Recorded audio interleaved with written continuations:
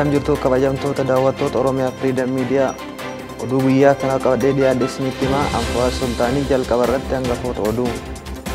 Bilxiginnaan kana dura yeroo rakkoon Oromiyaa keessatti uumamu jalqaba nafxanyoota garaa ga'uuf jecha afaan Oromootii dagatanii afaan Amaaraatiin ibsa balaaleffannaa uummata Oromooti irratti baasaa turaniiru.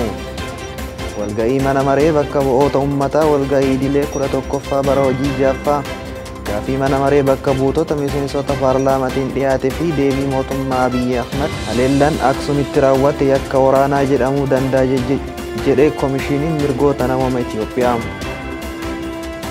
Oduu biyya alaatiin kaabineen Suudaan affeeraa Yuunaayitid Arab Emireet waldhabdee daangaa Itoophiyaa fi Suudaan jaarsummaan hiikuuf dhiyeessite simachuuf ministeera odeeffannoo biyyattii himeera. Babal'ina oduutiin Bilxiginnaan kana dura yeroo rakkoon Oromiyaa keessatti uumamu jalqaba nafxanyoota garaa ga'uuf jecha afaan Oromoo dagatanii afaan Amaaraatiin ibsa balaaleffannaa uummata Oromoo irratti baasaa turaniiru. Duguuggaa sanyii Oromoo Walloo irratti ga'aa jiruuf ibsisaan sobaan baasan fakkeessuun ta'uun beekameera. Ibsicha gammaa afaan Amaaraatiin kan hin baane yoo ta'u, kan ba'es ifatti qaama rakkoo qabu kan balaaleffatu osoo hin taane akka uummanni Walloo mootummatu jira jedhee of dagatee diinaan dhumuuf kan taasisu kiyyoo kaa'ameef akka ta'e xiinxaltoonni dubbataniiru. Ibsi kenname afaan Amaaraatiin hin baane miidiyaan mootummaa hin gabaafne mootummaan naannoo Amaaraa ibsicha quba hin qabu hidhatee akkuma waraana banetti jira. Walumaa galatti ibsichi kan uummata Oromoo raffisee alagaa bakka Oromoon ciisutti ajjeesuuf nutti waamudha jedhaniiru. Ibsichi mataan isaa kan balaaleffatamudha jechuudhaan xiinxaltoonni dubbataniiru. Itti amananis ta'ee dhiisan ibsi Bilxiginnaan Oromiyaa baasan kan akka salphaatti ilaalamu kan hin qabnedha jedhameera. Mootummaan naannoo Amaaraa yakka waraana Oromoo Walloo irratti raawwachuu isaanii godinicha keessa kan hin jirre maqaa ABO Shanee jedhu itti moggaasuun Oromoota nagayaa hedduu ajjeesuu, manneen gubuu fi qabeenya guddaa barbadeessuu isaanii waan haalamu akka hin taane beekamaadha. Warreenuma wal ta'an Oromoo quuqama qabu hunda ABO Shanee jedhanii maqaa yakkuun Oromiyaa keessaa adamsanii ajjeesuu fi hidhaa yoo nagahaniiru. Bilxiginnaan isuma qurxummii balleessuun galaana irraa gogsuu gaafata kan ABO Shanee akkasuma jedhee kaleessa imaammata sanyii duguuggaa Oromoo qabu labseedha. Kan Walloo irratti raawwatamaa jirus imaammatuma sanii har'as moggaasuma Oromoo diinoomfachuun baasan santu hojiirra oolee Oromoo Walloo ficcisiiseera. Ibsi Bilxiginnaan damee Oromiyaa baasan jedhame soba ta'uu miidiyaaleen mootummaa irratti hin darbine beekameera. Dabalataan haasofni muummicha ministeeraa Abiyyi Ahmad ijjannoo san kan faallessuu fi Liyyuu Haayilii Amaaraa kan jajjabeessu ture. Gama biraatiin ibsi Bilxiginnaan Oromiyaa baase madaala sammuu kan hin eegne jedhe Bilxiginnaan Amaaraa ibsa isaanii keessatti arrabsaniiru. Walga'ii mana maree bakka bu'oota uummataa walga'ii idilee 11ffaa bara hojii jaaffaa gaafii mana maree bakka buutota miseensota paarlaamaatiin dhiyaateef deebii mootummaan Abiyyi Ahmad kenneera. Mana maree bakka buutota keessatti miseensonni paarlaamaa uummata Oromoo Walloo bakka bu'an kaasan ijoo miidiyaalee taheera. Jalqaba irratti miseensi paarlaamaa uummata Oromoo Walloo bakka bu'e kan gaafii gaafate obbo Muhammad Hassan ture. Maqaa daboo ABO Shanee jettanii uummanni koo Oromoo Walloo dhumaa jira. Maqaa hin jirre Oromoo Walloo irratti baastanii akkamiin nu fixxu? Oromoon Walloo qe'een isaa gubatee jira. Madoo isaatis walaanatu hin dandeenye. Namoonni madaanii hospitaala seenanii achi keessatti ajjeefamaniiru. Har'aayyuu reeffi namaa 10 bokokee achi keessatti akka hin fudhanne dhabne hospitaala balleessaa jira jedhaniiru. Manni hiyyeessaa guutumaa guutuutti daaraa ta'eera. Uummanni Itoophiyaa waan nuuf beekuu qabantu jira. Walloon waan sadiif duulamaa jira jedhaniiru. Tokkoffaan Oromoo waan ta'aniif, lammaffaan Muslima waan ta'aniif, sadaffaa qaamoleen finxaaleeyyii naannoo Amaaraa keessa jiran Oromoota Walloo akka qabdiitti qabsiisanii fedhii isaanii raawwachiisuuf uggura irratti raawwataa jiru jedhaniiru. Kanumaan Oromoo Walloo ajjeefamaa jira jechuudhaan Muhammad Hassan paarlaamaa biyyattii irratti dubbataniiru. Itti dabaluun miseensa paarlaamaa kan taate Aadde Aminaat Indiriis akkuma Muhammad Hassan dubbii dubbatteetti.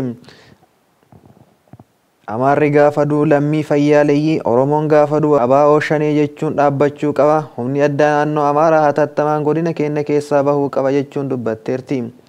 Lafa keenya abbaan fedhe kutee kan nuuf kenne osoo hin taane abbootiin keenya dhiiga fi lafee isaaniitiin itti dhabanii kan nu dhaalchisanidha.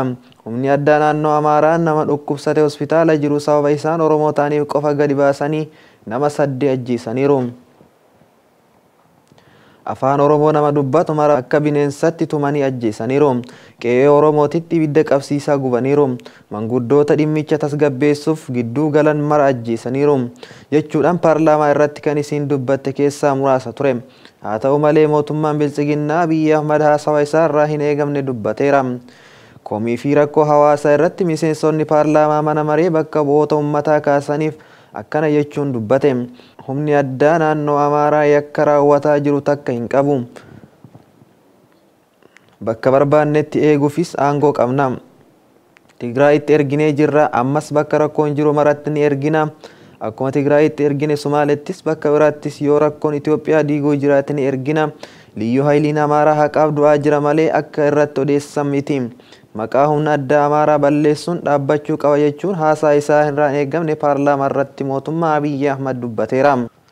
Yaada aangoo qaamolee nageenyaa mootummoota naannolee heerawaa ta'e kan saamuu fi daangaa aangoo mootummaa federaalaa kan hin eeggatin yaada dogongoraa fi sirratuu qabus jedhaniiru. Yeroo naannoo tokko keessatti boora'insi nagaa humna naannichaatiin to'atamuu hin dandeenye uumame, yoo mirgi dhala namaa sarbame, aggaammiin sirna heera diiguu uumame, haala addaatiin murtiin muummicha ministeeraa federeeshiniitti labsiin yeroo muddamaa labsame kan naannoo tokko osoo hin ta'in humni nagaa federaalaa seenee dhimmicha to'atuu dandeessisu adeemsi seeraa ni jira. Kanaan alatti yaadni humna addaa kan naannoo tokko naannoo biroo keessa seenuu hin danda'u jedhu ilaalcha faallaa federaalizimii fi ilaalcha sirna qeenxee irraa burquudha jechuun hayyoonni seeraa dubbataniiru. Garuu qaama eegduu seera mootummaa fiixee aangoo raawwachiiftuu biyya tanaa kan ta'e muummichi ministeeraa Abiyyi Ahmad irraa yoo dhufu balaan isaa yaachisaadha jedhaniiru. Garuu yaadni kun kan kenname beekan ilaalcha fooyyessuu heera mootummaa filannoon booda godhamuuf deemu tilmaama keessa galchee yoo ta'u dhimmi birooti. Sirni federaalizimii sabdaneessa qaama aangoo raawwachiiftuu olaanaa mootummaa kan ta'e muummicha ministeeraa mataa isaa irraa balaan aggaammiin akka irra jiru kan ibsudha. Balaa cimaa xiyyeeffannoo addaatiin hordofamuu qabus jedhaniiru. Haleellaan Aksuumitti raawwate yakka waraanaa jedhamuu danda'a jedhe Komishiiniin Mirgoota Namooma Itoophiyaa. Komishiiniin Mirgoota Namooma Itoophiyaa dhiittaa mirga namoomaa fi yakka suukanneessaa magaalaa Aksuum keessatti dhala namaa irratti raawwate ilaalchisuun gabaasa qorannoo duraa baaseen namoonni nagaa 100 caalan loltoota Eertiraatiin ajjeefamaniiru.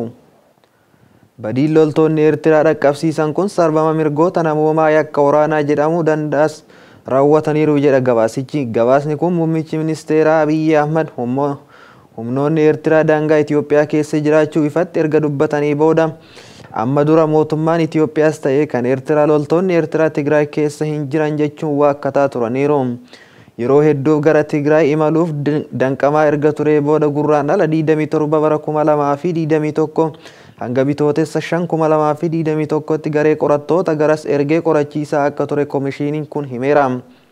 Qorattoonni kunneen namoota baraaraman maatii hidhamtoota 45 kanneen wayita haleellaan raawwatamu ijaan arganii fi dureewwan amantii dubbisuun gabaasa duraa baasaniiru.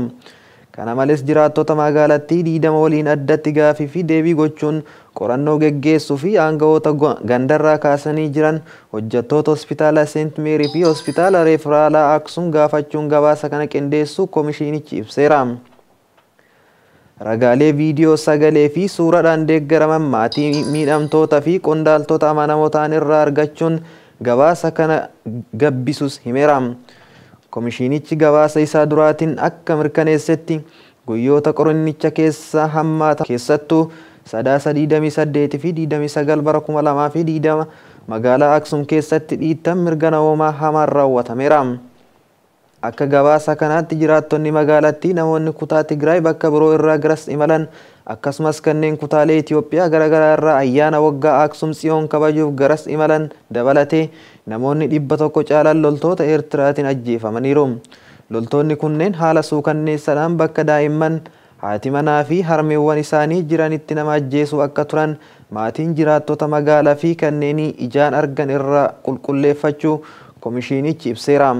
Gabaasni kun badiin loltoonni Eertiraa dhaqqabsiisan kun yakka idilee lammiilee irratti raawwatame qofa osoo hin taane seera idil addunyaa yeroo waraana kabajamuu qabus kan cabsedha jedheera. Gabaasichi tibba waraanaa itti yaadanii lammiilee haleeluu saamicha geggeessuu fi qabeenya barbadeessuun koomishiniin kun akka yakka waraanatti ilaalu jedheera. Waraanni gosa kamiiyyuu yoo mudate manneen amantaa fi dhaabbilee fayyaa barbadeessuun fudhatama tokkollee hin qabu jedheera. Yakki Aksum keessatti dhala namaa irratti raawwatame akka waliigalaatti dhiittaa mirgoota namoomaa guutuu Tigraay keessatti raawwatame hatattamaan qorachuun barbaachisaa akka ta'e akeeka jedhe gabaasni Koomishinii Mirgoota Namooma Itiyoophiyaa kun. Koomishinichi yeroo sochii uummata ganamaa sa'aatii 12 hanga galgala sa'aatii 12 akka ta'e bulchiinsa labsii yeroo muddamaa jalatti labsamuu fi kanas loltoonni Itiyoophiyaa hojiirra oolchuuf jecha lammiilee hedduu ajjeesuu kaan irra miidhaa ga'uu qorannoonsa adda baaseera. Koomishinichi haalli kunis akkanaa akka isa yaaddessuu fi hacuuccaan akkanaa hatattamaan dhaabbachuu akka qabu dhaameera. Sababa daangaa yeroo sochii uummata kabachiisuu jedhuun dhiittaan mirga namoomaa raawwatame qoratamuu qaba kan jedhan Koomishinarri Koomishinichaa Daani'el Baqqalaa yoo akkas ta'e qorannichi guutuu ta'a jedhaniiru. Mootummaan federaalaa qorannoo walta'iinsa Koomishinii Wal'aanaa Mirga Namoomaa dhaabbata biyyoota gamtoomanii fi Koomishinii Mirga Namoomaa Itiyoophiyaatiin gaggeeffamu akka deeggaru ibseera. Muummichi Ministeeraa Abiyyi Ahmad kibxata wayita paarlaamaa irratti dubbatan yakka loltoonni Eertiraa Tigraay keessatti raawwatan kamiiyyuu hin fudhannu jedhaniiru. Dhimma kanarratti qondaaltota Eertiraa waliin mari'ataa akka jiranillee himaniiru. Afrikaa fi Yuunaayitid Neeshin waliin ta'uun akka qoratan hayyamamuu ta'uu beeksiseera. Oduu biyya alaatiin kaabineen Suudaan affeerraa Yuunaayitid Arab Emireet waldhabdee daangaa Itiyoophiyaa fi Suudaan jaarsummaan hiikuuf dhiyeessite simachuu ministeerri odeeffannoo biyyattii himeera. Daangaa naannoo Amaaraa kaaba Itiyoophiyaa fi naannoo Godere bahaa Suudaan irratti wal argan dirree qonnaa wal faashaagaa irratti biyyoonni lamaan abbaa qabeenyummaa kan himatan yoo ta'u dhiyeenna kana madda waldhabdee taheera. Qonnaan bultoonni Itiyoophiyaa dachee gabbataa kana irratti waggoota baay'eef oomishaa turaniiru. Suudaanis lafichi daangaa koo keessadha jechuun himatteetti. Kibxata ministeerri muummee Itiyoophiyaa Abiyyi Ahmad haasaa paarlaamaa irratti taasisaniin waldhabdee daangaa irratti biyyattiin Suudaanii wal waraanuu seenuu hin barbaaddu jedhaniiru. Suudaan ammoo dhiyeenna loltoota isii gara daangaa kanatti bobbaasteetti. Loltoota Itiyoophiyaa waliinis wal dhabaa turaniiru. Tarkaanfii Suudaan kana Itiyoophiyaa weerara jetteetti. Haleellaan Itiyoophiyaa biyyoota lameen gidduutti geggeeffamaa tureera. Itiyoophiyaan loltoonni Suudaan daangaa darbuun qabeenya qonnaan bulaa ooyiruu irra turan saamaniiru jechuun himataa turtee jirti jechuun BBC gabaaseera. Kabajamtoota daawwattoota keenyaa oduu yeroo qabannee dhiyaanne isaan kana turanii waan nu daawwattaniif galatooma.